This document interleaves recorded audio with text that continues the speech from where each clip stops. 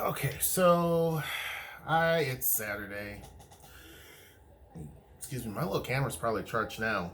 It's been a bit, but I'm only on my second cup of coffee because I've just been enjoying my day. I need to bottle my mead. I did a sweet mead a while back, which will be ready for Noe's birthday, and then I did a dry mead a little bit ago, and so it's pretty much ready. So I just need to bottle it and then wait forever, and then it'll be ready. So we'll see. We'll see. Be sure to join the Discord. It's going to be down in the description box below. On our Discord, there is a lady who's in a Blasian relationship, and I alluded to this in a previous question. Sorry, that was pretty loud, huh? Dang. Hold on. Let me make sure I stop that noise from happening. Hold on one second. Let me just go ahead. Good old gravy. Okay, there we go. You won't hear it now. My apologies. We're going to see what it is. Ooh. Noe's doing some stuff at the studio. We're doing a lot of creative stuff there. But anyway, back to see, I get distracted, so I gotta pay attention. So this lady wanted to know, she said, "Hi, I'm in a Blasian relationship too. Best combo ever." I agree. Right? I agree. But her question was, what's the lady to do if she's ready for the next stage but doesn't want to be the one bringing it up? Like, she prefers he lead the conversation, but it's been almost 8 years. Now, I don't know what this next stage means, because the next stage can mean a lot of things. And so it's going to be kind of hard to give advice because I don't know exactly what the next stage means for you. Next stage for me would be my next business venture, which I'm working on pretty heavily. Somebody had a question also about something similar to that in terms of my business venture stuff, and I'll get to that. But I'm not sure exactly what she means, but I'm going to go on assumptions. Either A, she means get married, or B, have kids. Now, there's probably a C, D, E, and F, and J, and I know that's out of order, but I don't know exactly what she means by this. But here's if it's one of the two. It's one of the two.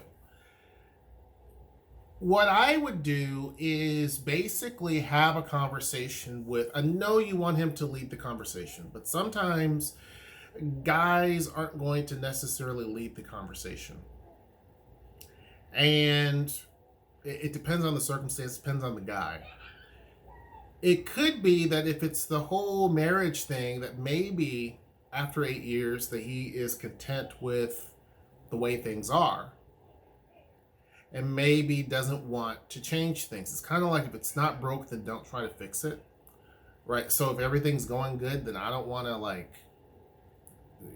take this step and then it fall apart. That could be it. Or if it's about having kids, it could be that basically he may not want kids. You see what I'm saying? So without knowing in particular, it's kind of hard to guide. But here's what I would do. Whatever the particular stage that you're wanting to go to next, I would definitely approach that topic, because even though you prefer that he leads the conversation, that doesn't mean that you can't start the conversation. He can still lead it. You just need to start it. And so that's the only way that you're going to even get this topic going, is to kind of give it a little bit of push. And you may have to add a little fuel to it, not bad fuel, but kind of a little bit of fuel to it to keep it going, to get the answers that you want. But I would basically tell the person that, look, we've been together for 8 years, or almost 8 years. And I really and truly love our situation, love our life, whatever the case is. And I'm excited for the future. I don't know what that future is. What does it look like to you?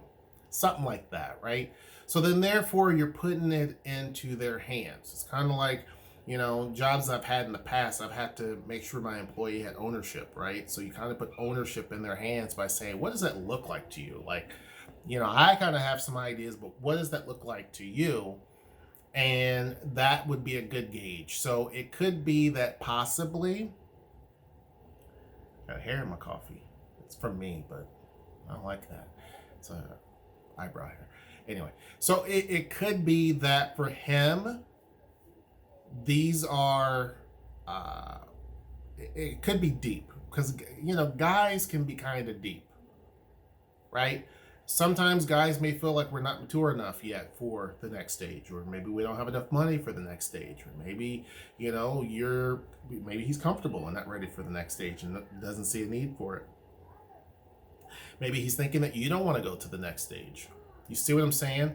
Like, I really believe communication is the biggest gift that you can give the other person. It's not the other stuff. It's not the material things. It's communication, right? And if you don't have communication, or if you don't start it at least, then he's never going to possibly bring it up, or years and years more will pass by and there will be some sort of regret, either on his part or your part, for not bringing it up. And sometimes there may be some resentment, because the expectation is, hey, I'm ready for the next stage, but what about you, bro? And if he hadn't said nothing, or he hasn't moved to that next stage, you may be a little resentful. I don't know, right? Maybe not. But some people might be a little bit resentful that, I've spent all this energy, all this time for nothing. So it's good to have that conversation, and it's good to have an open mind. It's good to ask a lot of questions. Don't assume. You see what I'm saying? Don't assume. Don't judge. Just literally have an open mind and say, what is it? And so if he tells you what the future is and it's still not technically the next stage, so it kind of dances around it and say, you know what, like, I love you, I think it's great, we've built a great life together, this is amazing, something like that, and it just doesn't go far enough, then I would say, well, but what does that mean? So does that mean, do you see marriage in your future? Do you see kid? Whatever the next stage is. I would mention a few different things and then throw that in the middle, right?